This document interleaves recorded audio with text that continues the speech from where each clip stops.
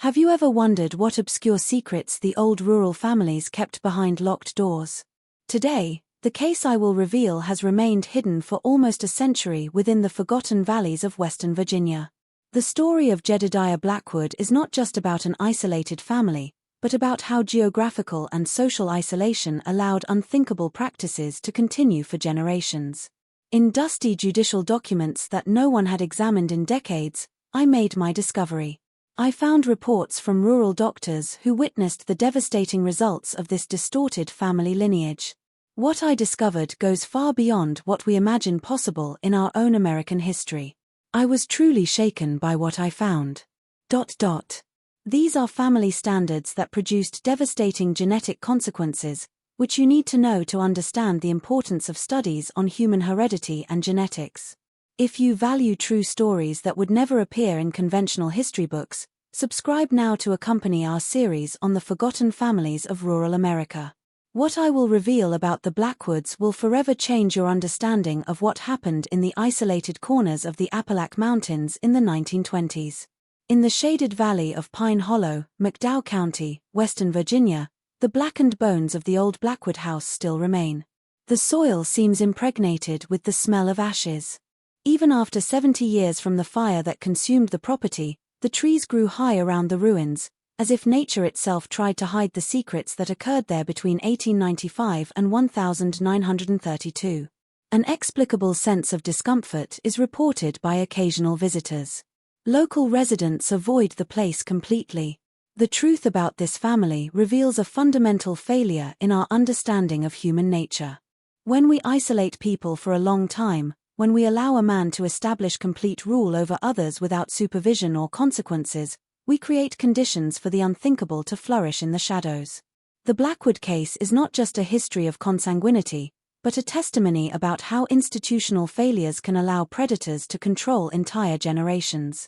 If you want to follow more cases like this, which move all of society and reveal hidden truths, subscribe to the channel so as not to lose any investigation. Pine Hollow existed in a world of its own, situated 27 kilometers from the nearest city. The narrow 230-acre valley was surrounded by 150 m steep escarpments. A narrow trail, impassable during the rigorous mountain winter, was the only access. The Blackwood property contained the main 6-room wooden house. 3 smaller huts were spread throughout the property, along with a mistreated barn and cultivation fields that produced just enough for precarious survival. The hierarchy was clear and unchanging. A supreme position was occupied by Jedediah Blackwood, born in 1870. His 2 older children, Ezekiel and Odia, performed his orders without question. From dawn to dusk, women and children worked in the fields, prepared food, and maintained the deteriorated structures. Any disobedience resulted in confinement in the earthen basement under the main house, where freezing winter temperatures and rat infestations were only part of the torment. The constant sound of axes cutting wood mingled with the occasional screams that echoed through the valley. The air was permeated with the smell of smoked meat and baked bread, along with the persistent odor of rarely washed bodies. In the rare moments when visitors appeared, like street vendors or census staff, the property fell into a disturbing silence, with children and women disappearing into the rear structures. In 1895, when a thunderstorm dropped a tree over the main road connecting the county to the rest of the state, no one imagined that the resulting isolation would establish the conditions for the distorted dynasty about to begin. Jedediah stood out not only for his imposing stature of almost 2 m but for his exceptional ability with natural medicine. He knew the properties of each plant in the surrounding forests. He knew how to extract tinctures and prepare ointments that effectively treated everything from fevers to deep injuries. This knowledge made him a respected figure even beyond the isolation of Pine Hollow. When a Doria's epidemic plagued the county in 1904, it was Jedediah who provided roots and herbs that saved dozens of children. This reputation allowed him free movement between communities where others would be seen with distrust. He participated in religious meetings in the Welsh community, where his deep voice leading hymns impressed the congregations. On the rare occasions when authorities visited the property, they found a family apparently ill and self-sufficient. Jedediah showed impressive knowledge of biblical scriptures, citing complex passages from memory. He kept a meticulous daily log on climate, harvests, and births, revealing an orderly and methodological mind. This duality provided perfect protection. Respected externally as a healer and religious man, he exercised absolute control internally without interference. No one questioned when new children appeared on the property, assumed to be orphaned nephews or sons of distant cousins that Jedediah generously welcomed. Leave in the comments, never give up the truth if you believe justice must reach all the oppressed. The first sign of the disturbing standard emerged in 1905 when Martha, Jedediah's wife, questioned his frequent presence in their teenage daughter's room at night. The next morning, Martha was found at the base of a cliff with a broken neck. The official report recorded an accident during medical herb collection. In 1908, Sarah, the eldest daughter, gave birth to a child with cast fingers and severe breathing difficulty. Jedi explained to the community that Sarah had married briefly a traveling merchant who died of pneumonia. The child passed away before completing 3 months. In 1912, Rebecca, the second daughter, produced twins with distorted facial characteristics and an inability to suck properly. Both died within weeks. This time, Jedediah kept the birth completely hidden from the external community. In 1915, the third daughter, Ruth, gave birth to a child with an exposed dorsal spine and died during delivery. Jedediah recorded the death as puerperal fever in her personal diary. In 1918, Sarah's first granddaughter, then only 13, had a pregnancy. A child was born with a disproportionate head and never developed speech capacity. He lived 6 years in a semicatonic state before succumbing during a particularly severe winter. Between 1920 and 1927, records indicate at least 9 births on the Blackwood property. 7 children had serious anomalies, from stunted members to congenital heart failures.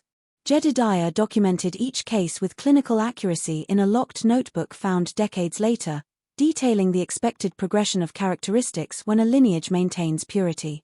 In 1929, Dr. William Harrison, an itinerant doctor, was called to the property to attend a serious case of pneumonia, and what he witnessed profoundly disturbed him. More than 20 people were inhabiting an inappropriate space, multiple women in various stages of pregnancy, children with obvious signs of severe genetic conditions. Jedediah's youngest daughter, Elizabeth, had lost her husband during World War I. She returned to the family property in 1917 with a 3-year-old daughter. In 1924, this granddaughter was pregnant.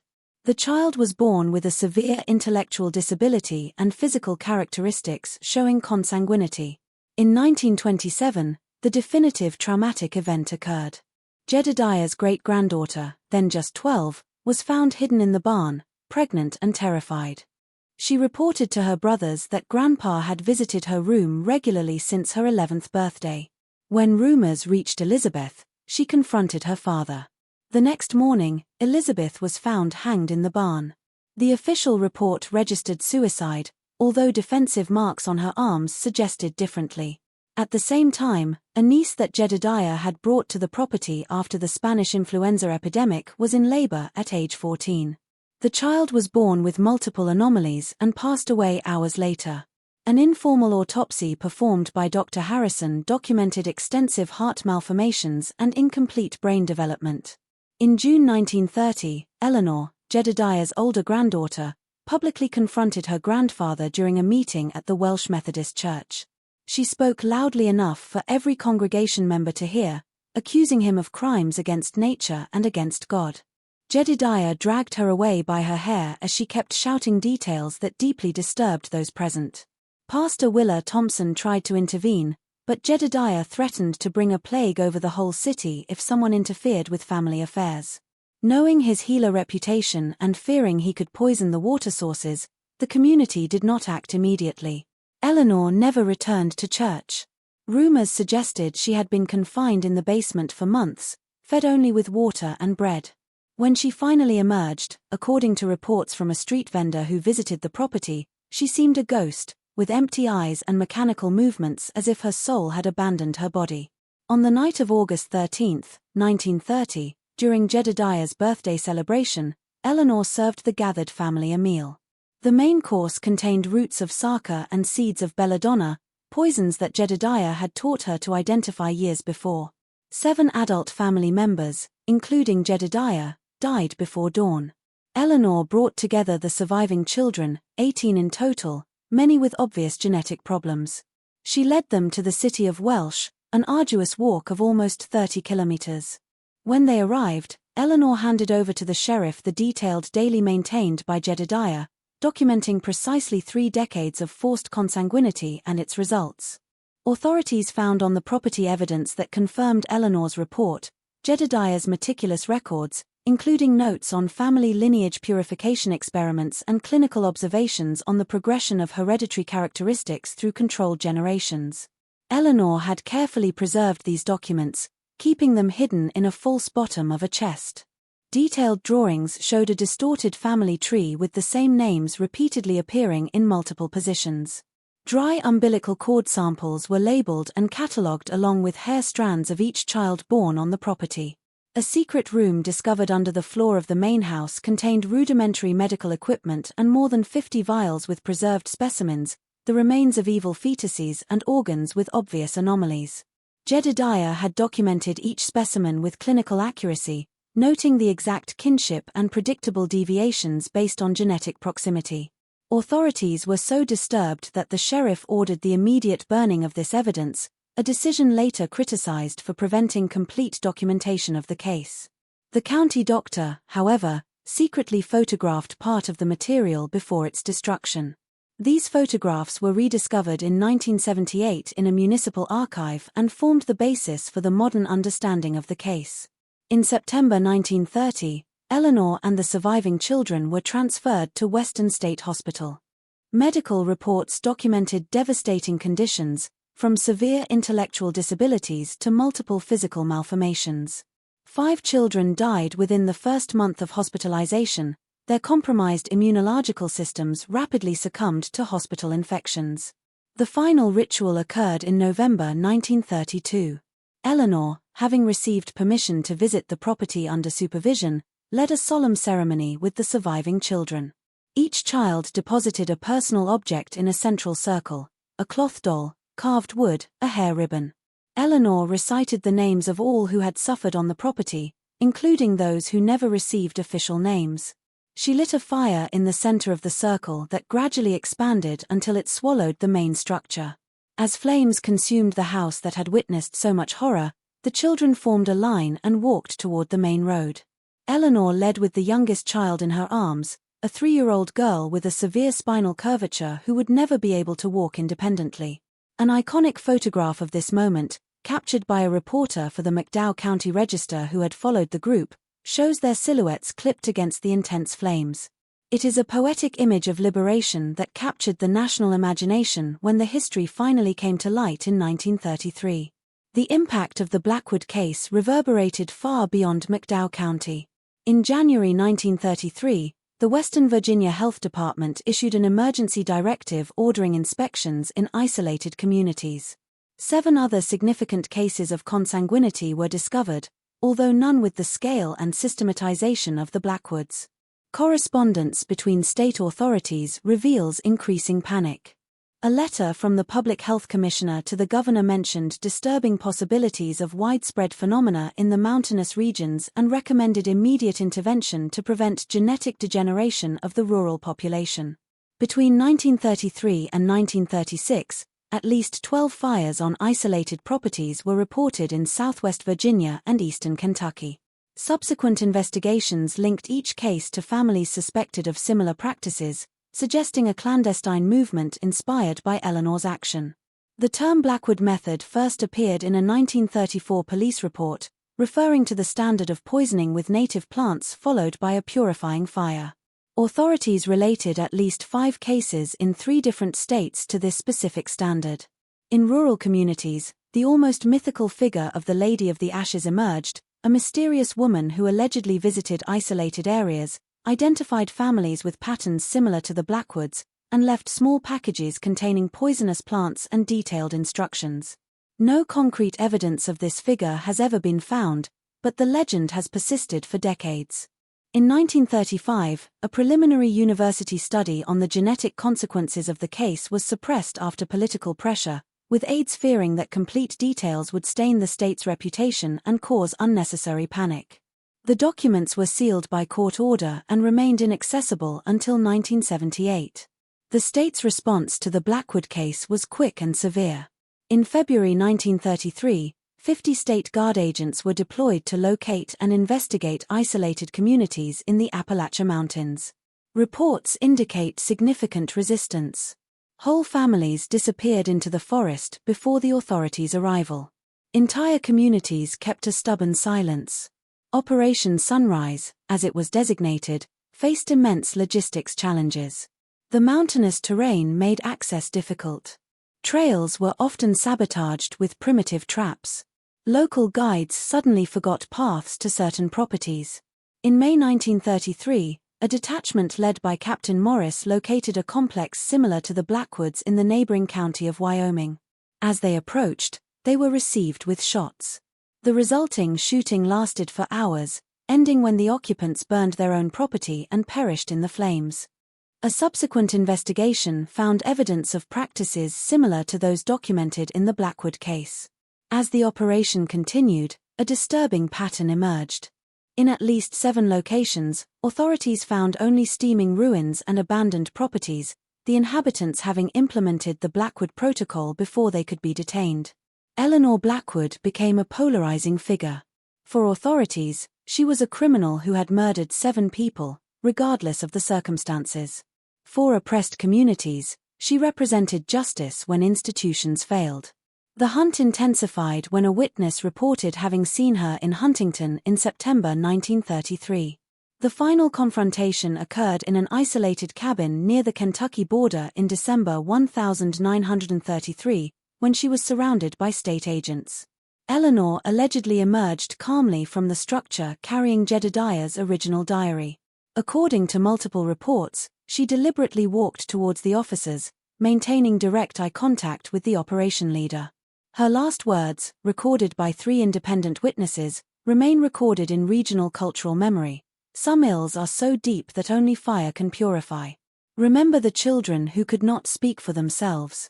When an agent tried to stop her, a devastating explosion destroyed the cabin and killed 4 officers. A subsequent investigation determined that Eleanor had soaked the structure in kerosene and strategically positioned spoils obtained from shotgun cartridges. Eleanor perished in the fire, her body identified only by a family medallion found among the charred remains. The legacy of the Blackwood case transcends its specific circumstances. In the rural communities of the Appalachians, a peculiar tradition developed. When a child is born with obvious genetic problems, a small branch of the Sakutoa plant used by Eleanor is placed anonymously at the family door, not as a threat, but as a silent recognition of community surveillance. Regional folklore collections document dozens of songs about Eleanor, the Tao of the Mountains or Lady of the Ashes. Variants exist from Georgia to Pennsylvania, all sharing common elements: a woman who releases children through purifying fire, who teaches plant secrets to girls so they can protect themselves, who appears in dreams to alert when blood becomes too thick. In a community of Bickley's Mill, 30 kilometers from Pine Hollow, annual pilgrimages are reported to a small unmarked cemetery where some of the Blackwood children who did not survive are buried. Visitors leave small handmade toys and arrangements of specific wildflowers, the same ones Eleanor documented in her diary as having medicinal properties. Academic debate continues over the authenticity of certain documents attributed to Eleanor that periodically emerge in regional archives or private collections. The Herbarium of Eleanor, a detailed manual on native plant properties with an emphasis on their defensive uses, appeared simultaneously in 3 university libraries in 1975 without explanation of its origin. In a remarkable contrast, popular memory preserved a very different narrative. In the stories told on balconies during summer nights, Eleanor is portrayed as a fair avenger, a protector of innocence when formal systems failed. These narratives often incorporate supernatural elements, the ability to communicate with plants, the gift of identifying predators by smell, appearances as a protective figure when children are in danger. Perhaps the most powerful symbol is the tradition that emerged among midwives in the region. When they witness a family birth with a questionable history, they discreetly leave a small cloth doll filled with protective herbs hidden near the crib, a silent memory that the community is vigilant, that Blackwood standards will never be allowed again. If you watched this far, it is because you care about these stories that marked our country forever. Leave a comment saying, "I watched here," so that I can meet you and know who really cares about the search for historical truth. Like this video if the story of Eleanor Blackwood has touched your heart. Share so that Eleanor's memory will never be forgotten.